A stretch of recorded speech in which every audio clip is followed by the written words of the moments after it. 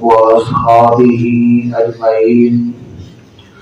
أما بعد فأعوذ بالله من الشيطان الرجيم. بسم الله الرحمن الرحيم.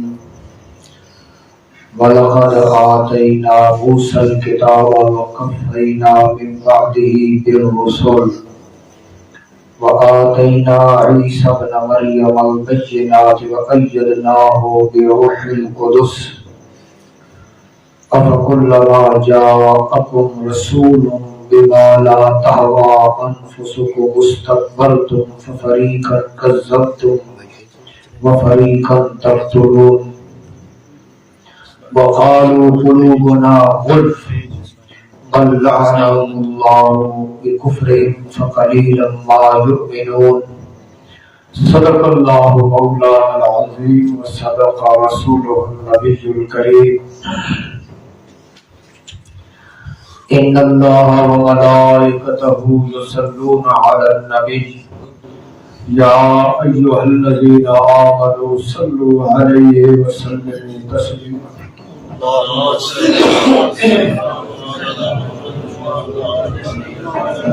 اللهم صل على سيدنا ومولانا محمد وعلى آل سيدنا ومولانا محمد صلاة دائمة مقبولة تؤدي بها عنا حقه العظيم.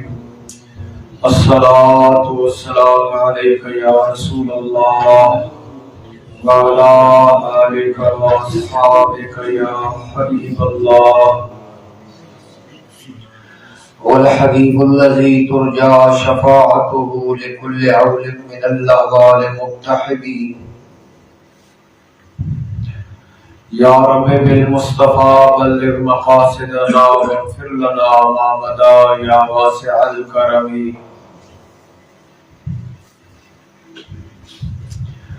يا أكرم الخلق مالي من ألوذ به سواك عند حلول الحادث العممي. بلغ العلا بكماله كشف الدجى بجماله حسنت جميع خصاله صلوا عليه وآله. مولاي صل وسلم دائما أبدا على حبيبك خير الخلق كلهم وعلى آله وأصحابه أجمعين. رب اشرح لي صدري ويسر لي أمري واحلل عقدة من لساني يفقهوا قولي. معزز سامعین،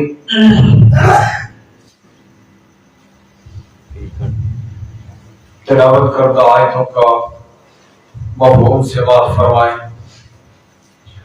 خالق کائنات جل جلالہ وعظم نوالہ نے ارشاد فرمایا، بے شک ہم نے موسیٰ کو کتاب عطا کی اور اس کے بعد پے در پے رسول بھیجے، اور ہم نے عیسیٰ بن مریم کو کھلی نشانیاں عطا فرمائی اور پاک روح سے اس کی مدد کی. تو کیا جب تمہارے پاس کوئی رسول وہ لے کر آئے جو تمہارے نفس کی خواہش نہیں، تکبر کرتے ہو، تو ان انبیاء میں سے ایک گروہ کو تم جھٹلاتے ہو اور ایک گروہ کو شہید کرتے ہو. یہودی بولے ہمارے دلوں پر پردے پڑے ہیں، بلکہ اللہ نے ان پر لعنت کی ان کے کفر کے سبب. تو ان میں تھوڑے ایمان لاتے ہیں.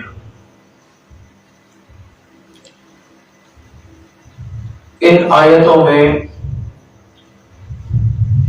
اللہ پاک جل جلالہ نے حضرت موسیٰ علیہ السلام کو جو کتاب تورات عطا فرمائی اس کا ذکر ہے، اور حضرت موسیٰ علیہ السلام کے بعد حضرت عیسیٰ علیہ السلام تک جو رسول آئے ان کا ذکر ہے. حضرت عیسیٰ علیہ السلام کے جو معجزات ہیں ان کا ذکر ہے، اور پھر ان اسرائیلیوں کا ذکر ہے کہ جنہوں نے اپنی خواہش کے پیچھے چل کر رسولوں کی نافرمانی کی، رسولوں کو جھٹلایا، رسولوں کو شہید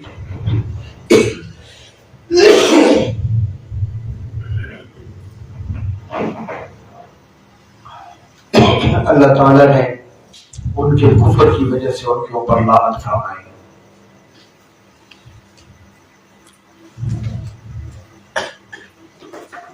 یہ مفہوم ہے آیتوں کا۔ اب اس کے تحت جو مفسرین نے لکھا ہے، اور اس مقام پہ حضرت علامہ اسماعیل حقی رحمۃ اللہ تعالی علیہ نے جو ارشاد فرمایا ہے ان آیتوں کی تفسیر میں، وہ آپ کے گوش گزار ہے۔ خالق کائنات جل شانہ کلمہ حق کی برکات نصیب فرمائے، قرآن حکیم کی جو تفسیر ہے اس کے فیوزات و برکات نصیب فرمائے، کہ اصل میں جو فیض ہے ہدایت قرآن حکیم کی، مقصود وہ ہے جس کو اللہ پاک جل جلالہ جب چاہے عطا فرما دے۔ ہدایت، معرفت، شریعت کی محبت، پہچان عطا فرما، اور یہی دعا کرنی چاہیے، اور اسی مقصود کو سامنے رکھنا چاہیے کہ کریم پروردگار قرآن مجید کے اندر جو موجود ہدایت و معرفت ہے وہ ہمیں نصیب فرما۔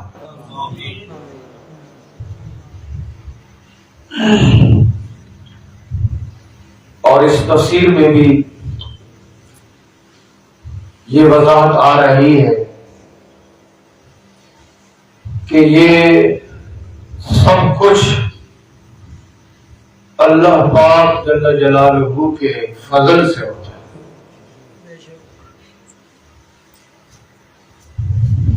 ایک بندہ ہے مومن، قرآن ناظرہ بھی نہیں پڑھا ہوا، لیکن اللہ پاک جل شانہ اس کے دل کو روشن فرماتا ہے اور اس کو ہدایت عطا فرماتا ہے۔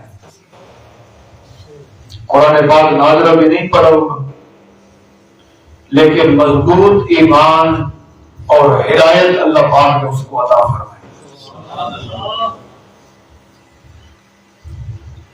اور بہت سے ایسے کاملین اولیاء اللہ گزرے کہ جنہوں نے ظاہری طور پر کچھ نہیں پڑھا، لیکن اللہ پاک نے ان کو معرفت، حقیقت، ہدایت سب کچھ عطا فرمایا۔ اور بہت سے بظاہر علوم اور فنون پڑھنے والے، کتابوں کی کتابیں پڑھنے والے، وہ ہدایت سے محروم رہتے ہیں۔ اور کتابیں تو اپنے مقام پر ہے، یضل بہ کثیرا ویہدی بہ کثیرا، قرآن کو پڑھ کر لوگ گمراہ ہو جاتے ہیں۔ جو ہدایت سے معمور ہے اور کتاب ہدایت ہے، اول سے آخر تک اس میں ہدایت ہے۔ تو اس اصل مقصود کی طرف اپنی نظر، توجہ، نیت، اخلاص رکھنا چاہیے. اور سابقہ امتوں نے جو غلطیاں کی ان غلطیوں کو سن کر عبرت پکڑنی چاہیے کہ ہم ایسی غلطی نہ کریں. اللہ پاک جل شانہ نے اپنے محبوب کریم علیہ الصلوۃ والسلام کی امت کو اخیر میں بھیجا اور خیر امت قرار دیا. دوسری امتوں سے یہ عبرت پکڑے، ان سے کوئی نہ پکڑے.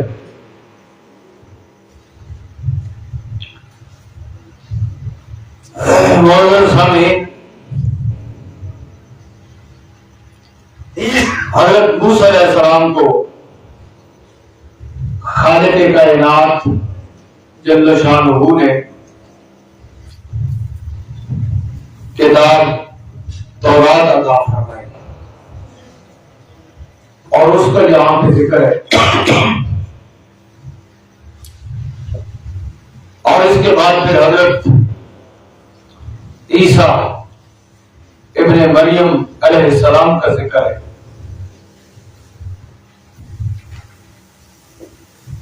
کریم پروردگار نے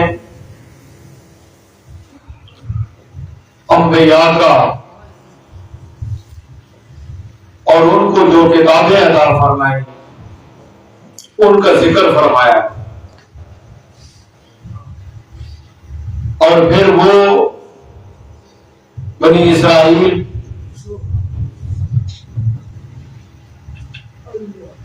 جو انہوں نے انبیاء کے ساتھ رویہ اختیار کیا اس کا یہاں پہ ذکر ہے.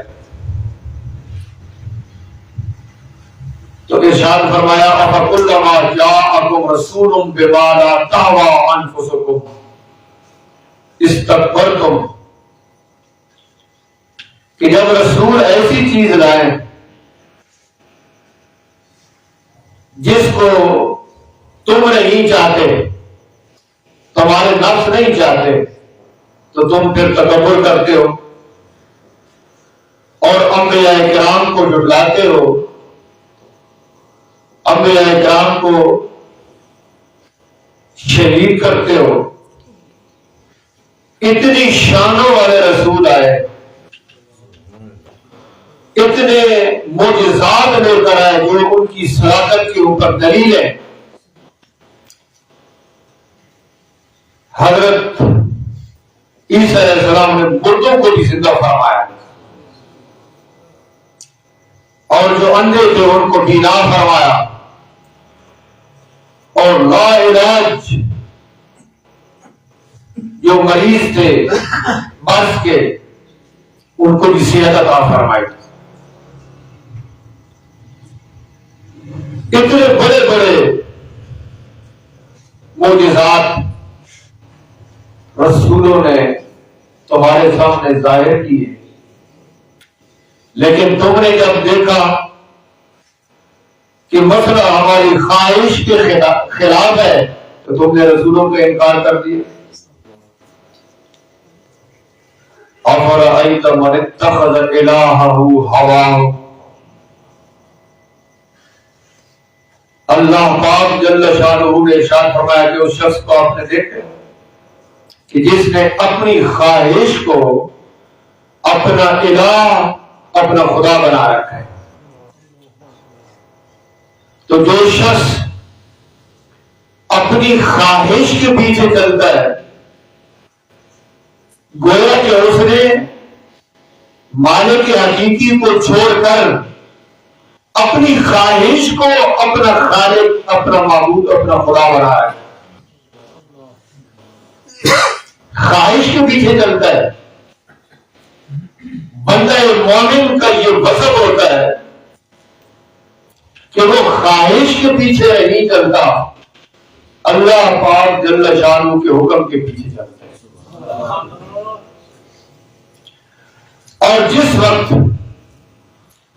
بندہ مومن اپنی خواہشات کو توڑ دیتا ہے اور جو اللہ پاک جل شانہ کے حکم کے پیچھے چلتا ہے تو یہ کمال کو پہنچتا ہے، اور جب خواہشات کے پیچھے چلتا ہے تو ذلیل اور رسوا ہو جاتا ہے۔ یہاں ارشاد فرمایا کہ جب رسول ایسی چیز لائے کہ جو تمہاری خواہش کے مطابق نہ تھی تو تم نے رسولوں کی مخالفت شروع کر دی، تو اگر تمہاری خواہش کے مطابق ہوتی تو پھر تم قبول کرتے، یہ تو غلط بات ہے، خواہش کو مقدم کر دینا۔ اب یہاں پہ علامہ اسم الحق کی ارشاد فرماتے ہیں کہ اللہ پاک جل شانہ نے جب ان کو یہ ارشاد فرمایا نا کہ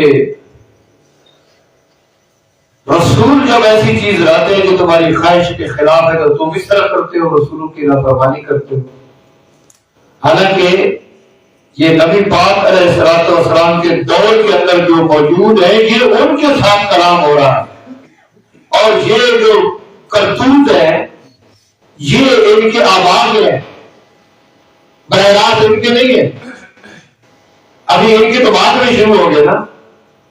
اب جو انبیاء کو قتل کیا اور جو انبیاء کو جھٹلایا تو ان کے بڑوں نے جھٹلایا، لیکن اللہ پاک جل شانہ نے ان کو ارشاد فرمایا کہ تم نے یہ کیا ہے۔ اب اس کے تحت لکھتے ہیں مسئلہ، ارشاد فرمایا کہ جب کہ یہ اپنے آبا کے ان کاموں پہ راضی ہے تو اس کا مطلب یہ کہ یہ اس کام میں شامل ہے، اس لیے ان کو خطاب کرنا کہ تم نے یہ کیا ہے، حالانکہ جو موجود ہے انہوں نے براہ راست نہیں کیا، براہ راست کرنے والے اور ہیں، لیکن یہ چونکہ ان کو صحیح کہنے والے ہیں اور ان کے تابعدار ہیں، ارشاد فرمایا کہ گویا کہ یہ تم نے کیا۔ اگر غلط کام ہو، بندہ بہت دور یا بعض زمانے کے اس پہ راضی ہو جائے تو وہ اس میں شامل ہو جاتا ہے، اور اگر راضی نہ ہو تو وہ اس سے الگ ہوتا ہے۔ اس لیے یہ برابر کے مجرم ٹھہر رہے ہیں جو ان کے کرتوتوں پہ راضی۔ اب ذرا آپ توجہ کریں، اس دور میں کے باطلا گمراہ لوگ جو بالفعل صراحتاً اس دور میں لوگوں کے سامنے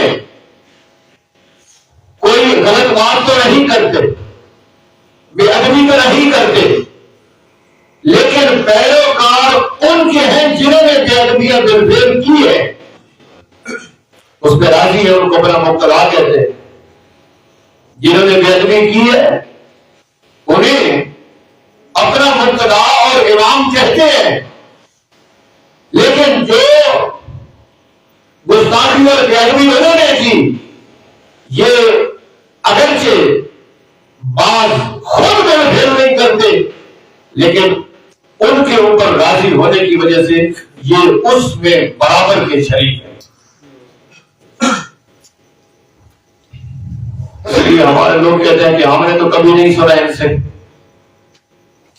پھر کے بادلوں کے متعلق کہتے ہیں کہ ہم نے تو کبھی نہیں سنا کہ انہوں نے کوئی ایسی بات کی ہو۔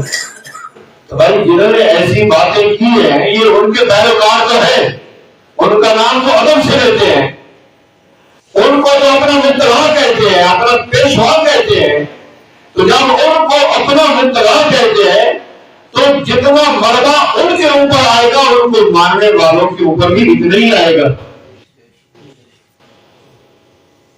اب دیکھیں جی، اس دور میں مرزائی اور قادیانی بھی اپنی صفائیاں پیش کر رہے ہیں کہ ہم نبی پاک صلی اللہ تعالی علیہ وسلم کا نام لیتے ہیں کہ ہم ان کی ختم نبوت کے قائل ہیں. وہ دلائل دے رہے کہ ہم منکر نہیں ہیں ختم نبوت کے، اور اس کے اوپر وہ اپنی سوال پیش کر رہے ہیں. لیکن مرزے کو بھی مانتے ہیں، اس کا انکار بھی نہیں کرتے، اور کہتے ہیں ہم ختم نبوت کے منکر بھی نہیں، اس کا انکار بھی نہیں کرتے. تو اب دانا بندے کو سمجھنا چاہیے کہ وہ جو نبوت کا مدعی ہے اس کو بھی مانتے ہیں اور اپنی سفائی بھی پیش کرتے ہیں، تو یہ سفائی کیسے قابل قبول ہو سکتی ہے؟ قطع نہیں ہو سکتی. مسلمان ہونے کا جو قاعدہ اور قانون ہے وہ یہ ہے کہ اسلام کے خلاف جو بات ہے پہلے اقرار کرے کہ میں اس کو نہیں مانتا، اس کا رد کرے، اور پھر نئے سرے سے کلمہ پڑھے، ان کی تابعداری بھی رہے اور صاف صفائی بھی پیش کرتا رہے. اس سے اسلام ثابت نہیں ہوتا.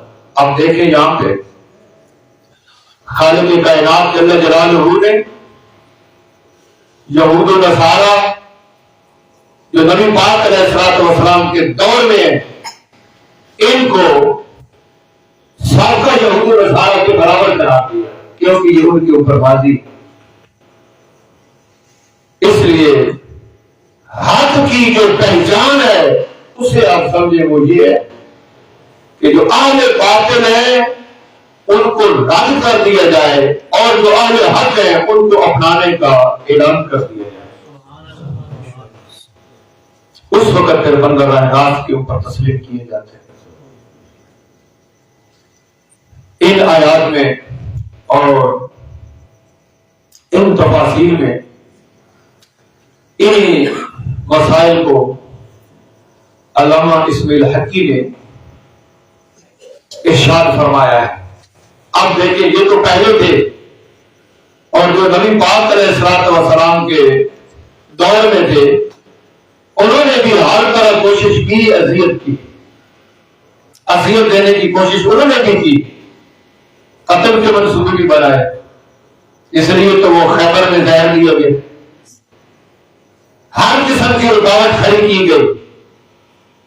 تو وہ جو موجودین تھے چونکہ اپنے تانا کی تعلیم میں تھے تو اس جرم میں بھی یہ شہید، اور نبی پاک علیہ الصلوۃ والسلام کے مبارک دور میں جب خود انہوں نے اپنی کارستانیاں شروع کی تو پھر یہ الگ سے بھی بہت بڑے مجرم قرار پائے.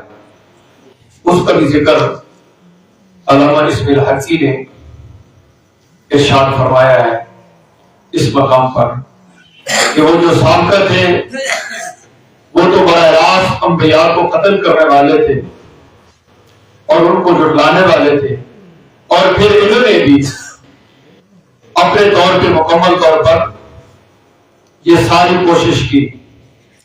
خیبر جب فتح ہوا تو اس وقت نبی پاک صلی اللہ تعالی وسلم کو ایک بکری ہدیہ میں بھیجی گئی. اب اس کے اندر زہر کا اللہ پاک جل شانہ نے اپنے محبوب صلی اللہ تعالی علیہ وسلم کو تو متحد فرما دیا. نبی پاک علیہ الصلوۃ والسلام نے ان سے پوچھا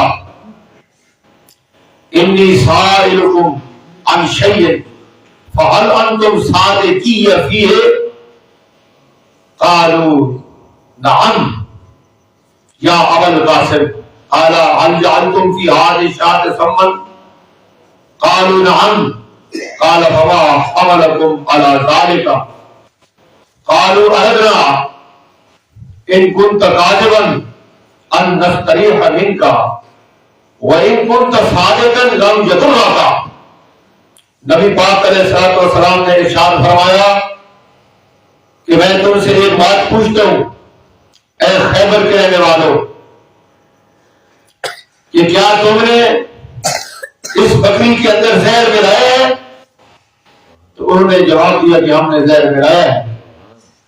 نبی پاک علیہ السلام نے پوچھا کہ تم نے یہ کام کیوں کیا؟ تو انہوں نے کہا کہ ہمیں پتہ تھا کہ جب تم سچے ہو تو تمہیں یہ تکلیف نہیں دے گا، اور خدا نہ خاصہ اگر دوسری صورتحال ہے تو ہم چھٹکارا پائیں گے۔ اللہ پاک جل شانہ نے تو نبی پاک علیہ الصلوۃ والسلام کو اس سے محفوظ رکھا، لیکن انہوں نے تو ہر ممکن کوشش کی،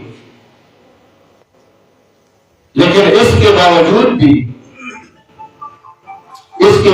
بھی جن کے نصیب میں ہدایت نہ تھی ان کو ہدایت نصیب نہ ہوئی۔ اس لیے میں نے ابتدا میں عرض کی کہ ہدایت جو ہے وہ اللہ پاک جل شانہ کے فضل سے ملتی ہے، اس لیے اپنی نیت میں اللہ تعالی جل شانہ کے فضل کو مانتے رہنا چاہیے۔ یہ ظاہری طور پر علم کا معاملہ نہیں ہوتا، بلکہ یہ شر صدر ہے کہ سینہ کھل جائے اور حق بات سمجھ آ جائے۔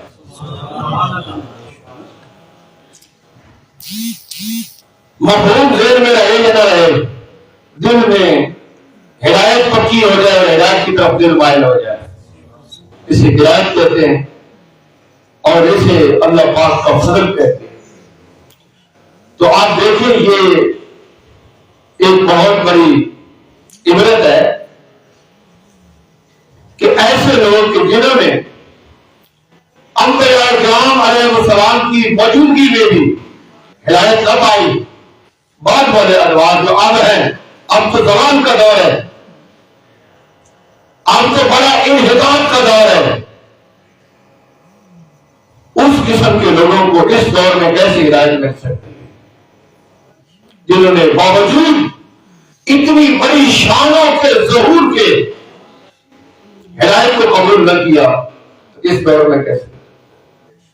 اس لیے صرف اور صرف ضرورت اس بات کی ہے کہ اخلاص کے ساتھ اللہ پاک جل شانہ کے دربار میں دعا کرنی چاہیے کہ وہ کریم پروردگار ہدایت کے راستوں کو ہمارے اوپر ظاہر فرمائے۔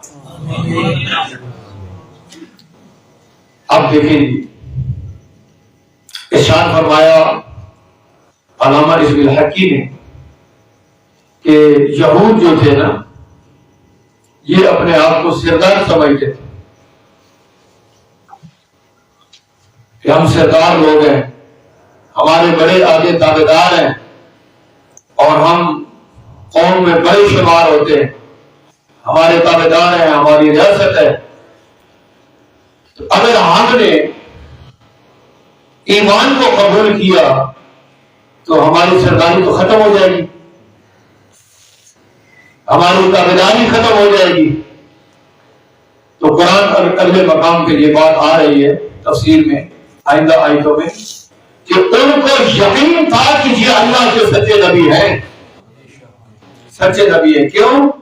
کہ انہوں نے اپنی کتابوں میں ساری نشانیاں پڑھی ہوئی تھی، ان کو یقین تھا کہ یہ ہے اللہ پاک کے سچے نبی، لیکن اگر ہم ان کی تابعداری میں آ جائے تو ہماری سرداری ختم ہو جائے گی، کوئی خواہش کو مقدم کر لے گا، اور جب تک کہ خواہش مقدم رہتی ہے، اپنی انا مقدم رہتی ہے، اس وقت تک حق واضح نہیں ہوتا۔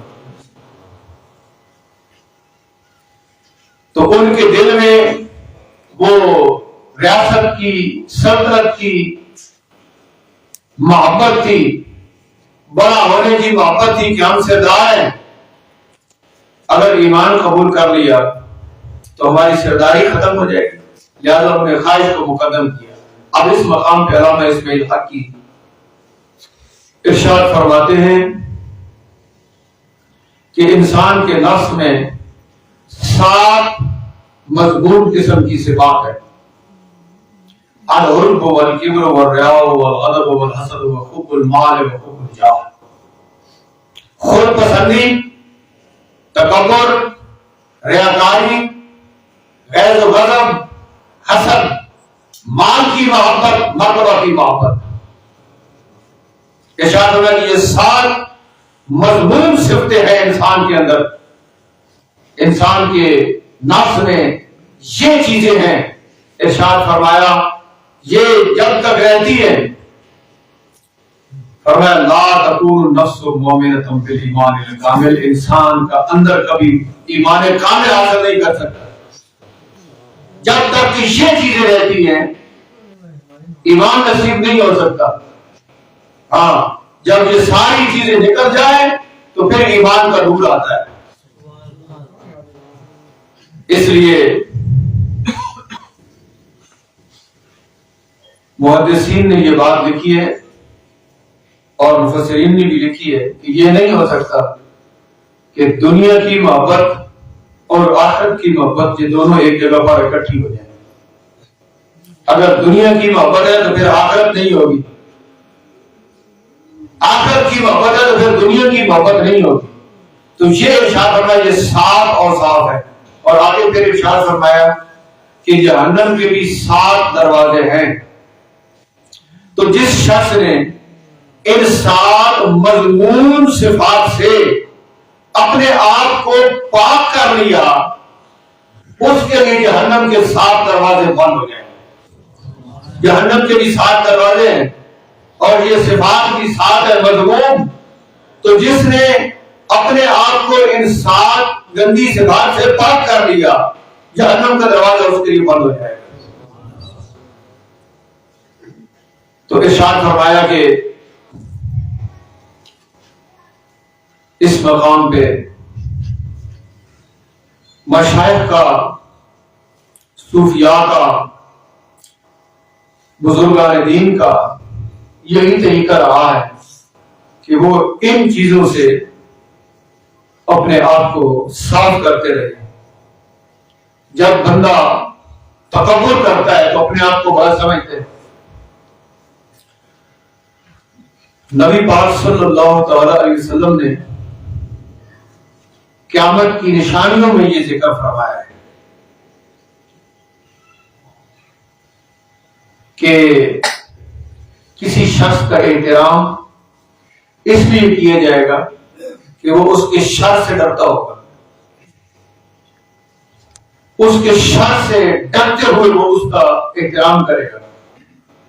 یہ جو متکبر لوگ ہوتے ہیں جن کے پاس کچھ منصب ہوتا ہے، اب وہ ظلم کرتے ہیں تو لوگ خوف کے مارے ان کا احترام کرتے ہیں۔ نبی پاک علیہ الصلوۃ والسلام نے اس کو قیامت کی نشانیوں میں ذکر فرمایا ہے۔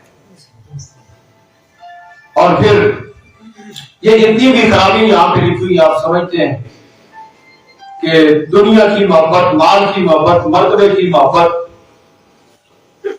حسد، اس کی کچھ تفصیل جہاں پہ ارشاد فرمائی۔ یہ ساری بیماریاں ہیں، خود پسندی ہے، تکبر ہے، ریاکاری ہے، دنیا کی محبت ہے، سب کچھ ہے، لیکن ان میں جو حسد ہے نا، یہ بڑا عجیب ہے کہ اللہ پاک جل شانہ کے اوپر جب ایمان کمزور ہوتا ہے تو پھر بندہ حسد کرتا ہے۔ اب اس کو تھوڑا سا سماعت فرمائے، علامہ اسماعیل حقی لکھتے ہیں کہ کوئی بھی کمال ہے، خوبی ہے، کسی بھی اعتبار سے ہے تو بندے کے بس اختیار میں تو ہے نہیں۔ ایک بات ذکر کی کہ یہ جو اولیاء ہوتے ہیں اور مقام ولایت پہ ہوتے ہیں، اللہ پاک ان کو یہ مقام عطا فرماتا ہے، اور جو اولیاء کرام کے ساتھ حسد کرے گا تو یہ اللہ تعالیٰ کی عطا کے ساتھ حسد کر رہا ہے۔ اور اگر کسی کے پاس دنیا کا کوئی مال و متاع ہے، اس اعتبار سے اگر وہ حسد کرتا ہے تو ارشاد فرمایا کہ حاسد یہ چاہتا ہے کہ اس کے پاس نہ ہو میرے پاس۔ تو اس کو یہ پتہ نہیں ہے کہ یہ تو اللہ پاک اپنی مرضی سے دیتا ہے، یہاں تیری مرضی تو چلے گی نہیں، تو یہ خواہش کرتا ہے کہ اس کے پاس نہ ہو میرے پاس۔ تو گویا کہ اللہ پاک کی عطا اور تقسیم پہ یہ بندہ راضی نہیں ہے، اور یہ ہر وقت غیظ و غضب کا رہتا ہے، حاسد، حسد کرنے والا پریشان رہتا ہے کہ فلاں چیز فلاں کے پاس کیوں ہے، فلاں سعادت فلاں کے پاس کیوں ہے۔ اب اس کا اللہ پاک جل شانہ کے اوپر جو اعتماد ہے وہ اٹھ چکا ہے، یقین یہ سب کچھ اللہ پاک کرنے والا ہے، اور یہ ہے بھی ابتلاء اور آزمائش۔ کوئی کامیاب ہو رہا ہے اور کوئی ناکام ہو رہا ہے. تو ارشاد فرمایا کہ جن لوگوں کا ایمان مضبوط ہوتا ہے وہ ایسی خرابیوں سے نجات پا جاتے ہیں. نبی پاک علیہ الصلوۃ والسلام نے ارشاد فرمایا حب الدنیا راس کل خطیہ. جو دنیا کی محبت ہے نا یہ ہر برائی کی جا ہے. یہ جتنے بھی مضمون صفات ذکر فرمائی نا یہ دنیا کی محبت کی وجہ سے. اور جس دل سے دنیا کی محبت نکل جائے گی یہ ساری چیزیں صاف ساری چیزیں. اور جب دنیا کی محبت آئے گی تو یہ ساری مضمون صفات اس دنیا کی محبت کی وجہ سے اس کے اندر آئے. معزز سامعین کرام ان آیات کریمات کے تحت علامہ اسماعیل حقی لکھتے ہیں مفہوم اور خلاصہ یہ بنتا ہے کہ ہمیشہ تم اپنے نفس کے اوپر نظر رکھو اور نفس کے اندر جب یہ خرابیاں اور خرابیاں آنے لگے تو ان کو باہر نکالو. تو اصل میں جب یہ خرابیاں اندر ہوتی ہے یہ ساری بیماریاں اندر ہوتی ہیں تو ان کی موجودگی میں نہ قرآن کی تلاوت کا اثر رہتا ہے نہ نبی پاک علیہ الصلوۃ والسلام کے ارشادات کو پڑھنے کا اثر رہتا ہے نہ اذان کا اثر ہوتا ہے نہ اقامت کا اثر ہوتا ہے کیونکہ یہ ساری خرابیاں اور یہ ساری مذموم اور غلیظ چیزیں اندر موجود ہیں. تو اب بندہ مومن جس وقت کلمہ پڑھتا ہے تو اس کلمے کے اندر یہ ساری چیزیں باہر نکل جاتی ہیں. ساری چیزیں لا الہ الا اللہ. اب یہ جو ہے نا آپ دیکھیں کہ عبادت کا کوئی مستحق نہیں ہے سوا اللہ کے. تو اس کا کیا مطلب ہے؟ عبادت کا مستحق خالق کائنات ہے اور ہر بات کو ماننا اللہ پاک کی طرف سے اللہ پاک کے ہر حکم کو ماننا یہ اس میں آتا ہے. جب عبادت کا کوئی مستحق نہیں تو تابعداری کا کوئی مستحق نہ ہوا تو جو نفس کے پیچھے چلے گا تو وہ تو نفس کا تابعدار ہے. پھر اللہ پاک کا تابعدار تو نہ ہوا نفس کا تابعدار ہوا. تو جب سجدہ اللہ پاک کے دربار میں کرتا ہے تابعداری نفس کی کرتا ہے تو یہ عبادت اللہ پاک کی طرف ہے. تو بندہ مومن جس وقت کلمہ پڑھتا ہے لا الہ تو لا الہ میں دل سے ہر جو ہے وہ غلط چیز باہر چلی جاتی ہے. جب ہر غلط چیز باہر چلی جاتی ہے تو الا اللہ کے بعد اللہ پاک کا نور پھر دل میں آتا ہے. اگر یہ ساری ارادت بھی اندر رہے اور پھر الا اللہ صوفیاء فرماتے ہیں بزرگ لوگ فرماتے ہیں کہ یہ پاک اور پلید چیز یہ ایک برتن میں اکٹھی نہیں ہو سکتی. ایک دل میں انسان کا ایک دل ہے اس میں یا خدا ہوگا یا غیر خدا ہوگا. اگر خدا کا خیر ہے تو پھر خدا نہیں ہو سکتا اگر خدا ہے تو پھر خدا کا غیر اس میں نہیں ہو سکتا. ان آیات کے ماتحت علامہ اسماعیل حقی نے ہر طرح سے اس مضمون کو بیان فرمایا ہے کہ بندہ مومن کے لیے یہ ضروری ہے کہ وہ یہ یہودیوں والی باتیں جو ہے نا ان کو چھوڑ دے کہ وہ خواہش کے پیچھے چلے وہ نفس کے پیچھے چلے.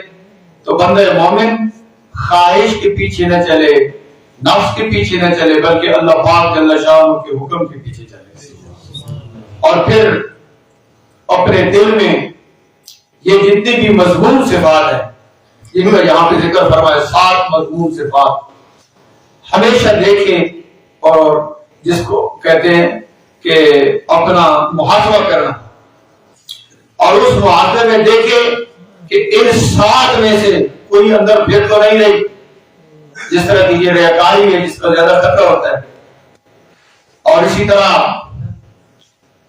یہ کبر ہے، اس کا بھی بڑا خطرہ ہوتا ہے۔ الغرض ہر قسم کی یہ جو سات ہے ان کو ہر وقت دیکھتا رہے، اگر یہ آ گئی تو اس کا مطلب یہ ہے کہ ساری خرابیاں آ گئی، تو اگر خرابیوں سے بچنا چاہتے ہو تو ان کو تم باہر نکالو۔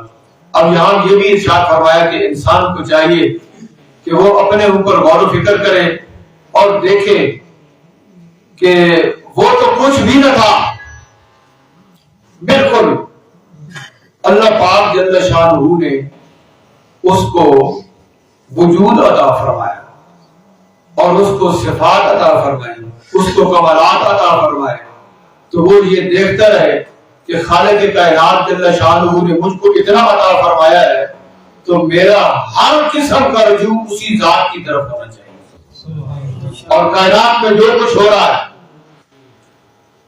یہ دیکھیں کہ یہ سب کچھ خالق کائنات کے قبضہ قدرت میں ہے۔ جب اس کے قبضہ قدرت میں ہے تو پھر اپنے آپ کو اللہ پاک کے حکم کے تابع رکھتے ہوئے اپنی رضا جو ہے اس کو اللہ پاک کی رضا کے تابع کریں۔ خالق کائنات جل شانہ ہمیں عمل کی توفیق نصیب فرمائے۔ خالق کائنات شریعت مطہرہ کے جو ارکان ہیں ان کا ہمیں پابند فرمائے۔ آخر دعوانا ہے